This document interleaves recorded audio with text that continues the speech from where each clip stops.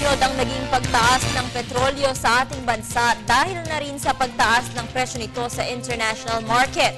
Kaya't mga transport groups muli na namang umaariba sa paghingi ng dagdag singil sa pasahe. Balitaan mo kami, Roby Cerezo.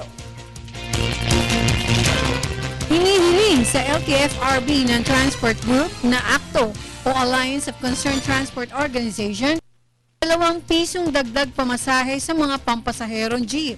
Ito na raw ang makatwirang fare hike na pwedeng idagdag sa 8 pesos na minimum fare ngayon dahil sa sunod-sunod na pagtaas ng presyo ng petrolyo at pagtaas ng halaga ng mga spare parts. Ayon pa sa ACTO President Efren De Luna, dapat ay may standard na sinusunod pag tumataas at bumababa ang presyo ng petrolyo.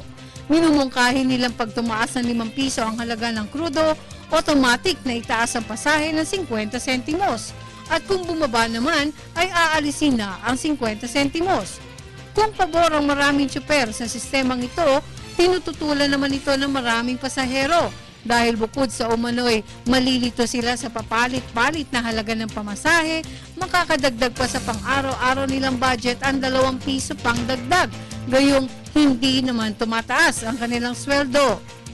Nagbanta naman ang grupong ACTO na mapipilitan sila magsagawa ng malawakang tigil pasada sakaling hindi pagbigyan ng LTFRB ang hiling nilang dagdag pasahe. Pero ayon naman sa LTFRB, matagal na nakatakda ang pagdinig para sa petisyon, pero hindi naman sumisipot ang kinatawan ng ACTO.